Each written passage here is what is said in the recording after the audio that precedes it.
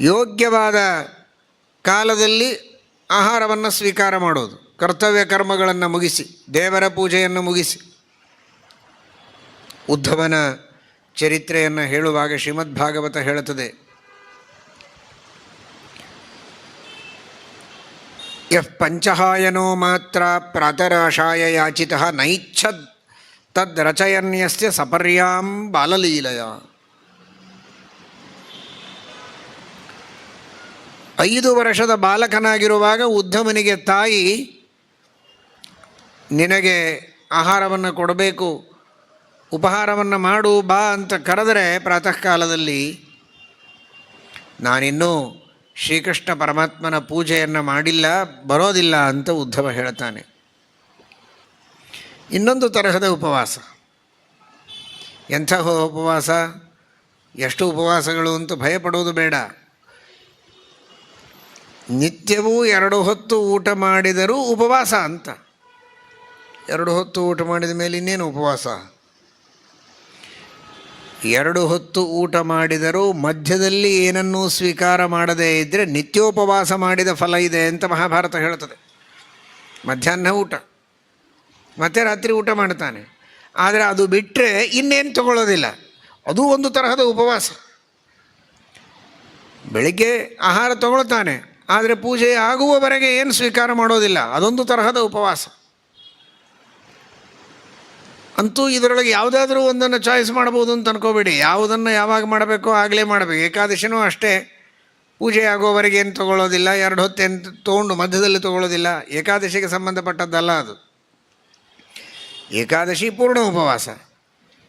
ಆದರೆ ಪ್ರತಿನಿತ್ಯದಲ್ಲಿ ಮಾಡಬೇಕಾದ ಉಪವಾಸ ಅಂದರೆ ಪೂಜೆಯಾಗುವವರೆಗೆ 2 ಆಹಾರಗಳ ಸೇವನೆಯನ್ನು ಮಾಡಿದ ಮಧ್ಯದಲ್ಲಿ ತಾನು ಏನನ್ನು ಸ್ವೀಕರಿಸದೇ ಇದ್ದರೆ ಅದು ಒಂದು ತರಹದ ಉಪವಾಸವೇ.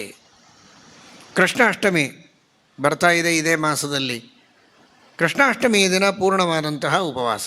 ಇನ್ನಿತರ ಸಂದರ್ಭಗಳಲ್ಲಿ ಗ್ರಹಣಾದಿ ಕಾಲಗಳಲ್ಲಿ ಎಷ್ಟು ಹೊತ್ತು ಉಪವಾಸ ಶಾಸ್ತ್ರದಲ್ಲಿ ವಿಹಿತವಾಗಿದೆ ಅಷ್ಟು ಹೊತ್ತು ಉಪವಾಸವನ್ನು ಮಾಡೋದು. ಹೀಗೆ ಅನೇಕ ತರಹದ ಉಪವಾಸಗಳಿವೆ. ಇನ್ನು ವಿಶೇಷವಾದ ಇಚ್ಛೆಯಿಂದ ಸಂಕಲ್ಪಪೂರ್ವಕವಾಗಿ ಮಾಡಬಹುದಾದಂತಹ ವಿಷ್ಣು ಪಂಚಕ ಉಪವಾಸ, ಭೀಷ್ಮ ಪಂಚಕ ಉಪವಾಸ ಇತ್ಯಾದಿಗಳೆಲ್ಲ ಇವೆ. ಅಂತೂ ತಾನು ಮಾಡಿದಂತಹ ಪಾಪಗಳು, ಈ ಜನ್ಮದಲ್ಲಿ ಮಾಡಿದ ಪಾಪಗಳು, ಜನ್ಮಾಂತರದಲ್ಲಿ ಮಾಡಿದಂತಹ ಪಾಪಗಳು, ಕುಳಿತರೆ ನಿಂತರೆ ಗೊತ್ತಾಗದೆ 1000 ಕ್ರಿಮಿಕೀಟಗಳನ್ನು ನಾವು ಸಂಹಾರ ಮಾಡ್ತೇವೆ. ಚಪ್ಪಾಳೆ ತಟ್ಟಿದರೆ ಎಷ್ಟೋ ಕ್ರಿಮಿಗಳು ಸಾಯ್ತವೆ. ಹೆಜ್ಜೆ ಇಟ್ಟರೆ, ನೆಲಕ್ಕೆ ಕುಳಿತರೆ 1000 ಕ್ರಿಮಿಗಳನ್ನು, ಕಾಣದಂತಹ ಸೂಕ್ಷ್ಮವಾದ ಜಂತುಗಳನ್ನು ನಾವು ಸಂಹಾರ ಮಾಡ್ತೇವೆ. ಅದನ್ನೆಲ್ಲ ತಡೆಯೋದಕ್ಕೆ ಸಾಧ್ಯವೇ ಇಲ್ಲ. ನಾವು ಓಡಾಡಲೇಬೇಕು, ಕೂಡಲೇಬೇಕು, ಎಲ್ಲ ವಸ್ತುಗಳನ್ನು ಉಪಯೋಗಿಸಬೇಕು. ಆ ಸಂದರ್ಭದಲ್ಲಿ ಅನೇಕ ಜಂತುಗಳ ಹಿಂಸೆ ಅನಿವಾರ್ಯವಾಗಿ ಆಗುವಂತಹ ಹಿಂಸೆಗಳಿವೆ.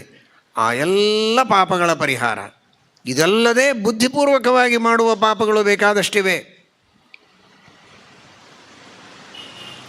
ಗುರುಗಳ ಹಿರಿಯರ ನಿಂದೆ ತಾನು ಮಾಡುವುದು ಅದೂ ಪಾಪ. ಮತ್ತೊಬ್ಬರು ನಿಂದೆ ಮಾಡುವಾಗ ಅತ್ಯಂತ ಆಸಕ್ತಿಯಿಂದ ಕೇಳಿದರೂ ಅದೊಂದು ಪಾಪ.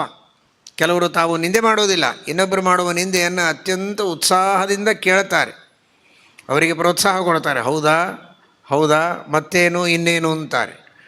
ಅಷ್ಟಂದರೂ ಸಾಕು, ಇವನೇನು ಬೈಬೇಕಾಗಿಲ್ಲ.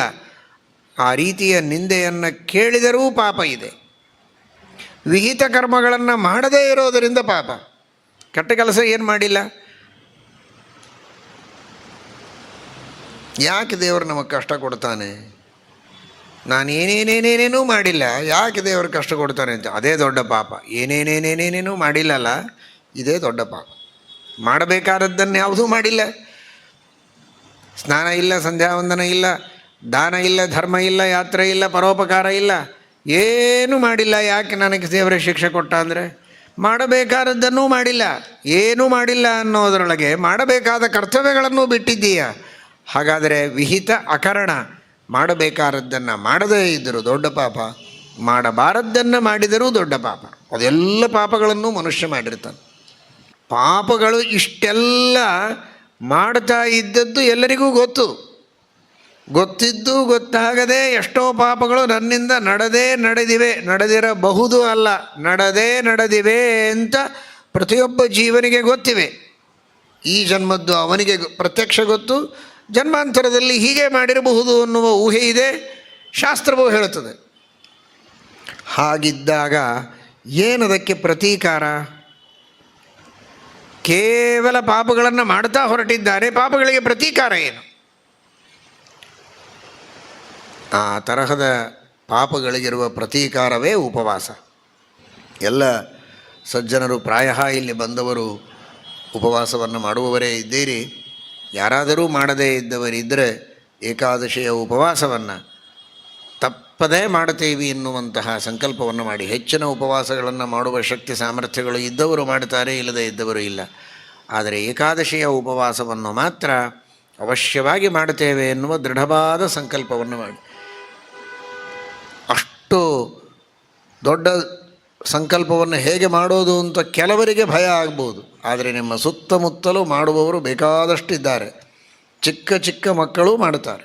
ಅವರನ್ನೆಲ್ಲ ನೋಡಿ ಧೈರ್ಯದಿಂದ ನಾವು ಮಾಡಬಹುದು ಅಂತ ಸಂಕಲ್ಪವನ್ನು ಮಾಡಿ ದೇವರ ವಿಶೇಷವಾದ ಅನುಗ್ರಹದಿಂದ ಆ ಸಂಕಲ್ಪವನ್ನು ಪೂರ್ಣ ಮಾಡಿದರೆ ಸಹಸ್ರ ಕೋಟಿ ಪಾಪಗಳಿಗೆ ಪ್ರಾಯಶ್ಚಿತ್ತವನ್ನು ಮಾಡಿಕೊಂಡು ಅಷ್ಟು ವೇಗದಿಂದ ನಾವು ಸಾಧನ ಮಾರ್ಗದಲ್ಲಿ ಮುಂದೆ ಸಾಗಿದಂತೆ ಆಗ್ತದೆ.